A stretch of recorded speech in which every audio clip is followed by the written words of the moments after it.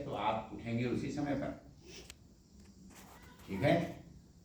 लेकिन अगर आपने सोचा कि लाओ अभी नींद आ रही है सो जाऊं और सुबह उठ करके मैं अपना बैग लगा लूंगा, और सुबह तब तक पिताजी ने कहा है बच्चे जाकर के गाय दूध निकालो, देखो जाके वो मामा आ गए, चाचा आ गए, जाके उनको चाय पिला दो, तो टाइम तो गया आपका, क्योंकि पिता की आज्ञा पालन करना भी आपका कर्तव्य है। इसलिए आप अपने सोने के समय में कटौती करके अपने कल के कार्यों की आप चर्या बना लीजिए, उसके समय सारणी के अनुसार तय कर लीजिए और निश्चिंत होकर सुबह उठिए, बैग उठाइए और विद्यालय।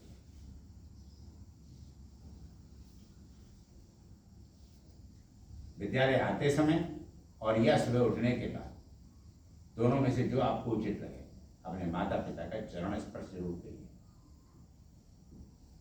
ये मैं आपको रामबाण बता रहा हूं आगे बढ़ने के लिए, क्योंकि सबसे बड़े ईश्वर, सबसे बड़े भगवान माता और पिता हैं। किसी मंदिर की जरूरत नहीं है अगर आपने माता पिता की पूजा कर दी। मालूम है बड़े भगवान से क्या कहा कि पृथ्वी का परिक्रमा करके आओ, उन्होंने अपने पिताजी के चारों तरफ, माता जी के चारों तरफ चक्कर लगा लिया और कह दिया सरकार बस आप ही तो हमारे लिए सब कुछ है, मैंने पृथ्वी घूम ली।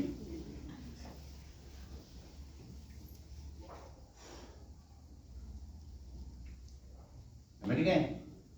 तो माता पिता का आशीर्वाद लेना, उनके दिल से सुबह उठकर पहला अगर लेंगे तो प्रसन्न हो जाएंगे और आपको वो आशीर्वाद देंगे जिससे आप जो अचीव नहीं कर पाए, जो प्राप्त नहीं कर पाए माता पिता, वो आपको मिलेगा। क्यों?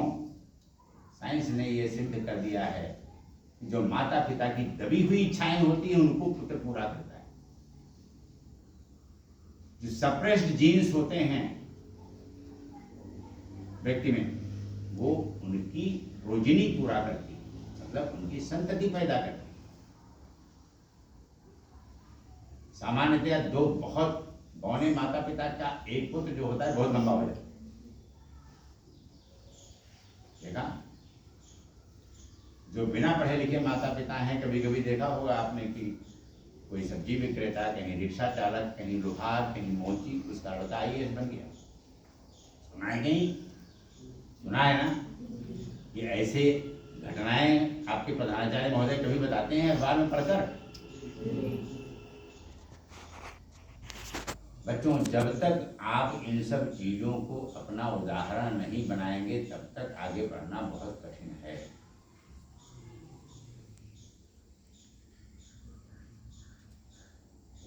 जिस गांव में आप बैठे हैं बरदहा, ये भी अन्य गांवों की तरह एक गांव था।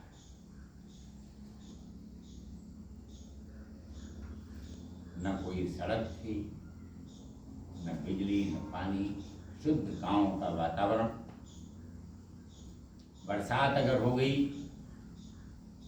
तो हम लोग घर से बाहर निकलते थे और जूता चप्पल पहनने की सोच नहीं सकते थे, क्योंकि कपड़ा उठा करके स्कूल जाना पड़ता था। हर जगह कीचड़ रहता था 4 महीने तक। कक्षा 5 तक की शिक्षा मैंने अलीनगर प्राइमरी विद्यालय में पूरी की। तब यहाँ कोई विद्यालय नहीं था आपके गाँव में। और जब मैंने कक्षा 5 में प्रवेश किया, उसके पहले हमारे पिताजी वहीं प्रधानाध्यापक थे। तो उन्होंने, बहुत कम उम्र हमारी थी, उन्होंने घर पे ही हमको पढ़ाकर, हमको और हमारे छोटे भाई को, दोनों को घर पर ही पढ़ाते थे। स्कूल में पढ़ाने के बाद भी 2 घंटे रात में और परीक्षाओं के दिनों में 1 घंटे सुबह अपने कार्यों के अतिरिक्त बच्चों को समय देना उनका कर्तव्य था, उनकी ड्यूटी थी, उनका यह दिन प्रतिदिन का नियम। आंधी आ रही हो तब भी लालटेन जला के हम लोग बैठते थे। लालटेन बत्ती डगमगाती थी, शीशा काला हो जाता था और हम बापू कहते थे अपने पिताजी को। अब नहीं है वो हमारे बीच में। 2018 में हम लोगों से दूर चले गए, 25 सितंबर को। उनका इतना सम्मान और डर था हमारे दोनों भाइयों के दिमाग में कि अगर वो अपने टाइम से देख के हमको पढ़ाने आते थे, चारपाई पर हम लोग बैठते थे, लालटेन का शीशा अपने कमीज से साफ करते थे जल्दी जल्दी कि काला शीशा साफ कर डालें, नहीं तो पढ़ेंगे कैसे। अपने पिता से इतना लगता था डर, और जरा सी गलती पर अच्छी खासी पिटाई होती थी हम लोगों की, हम और उनके पिताजी।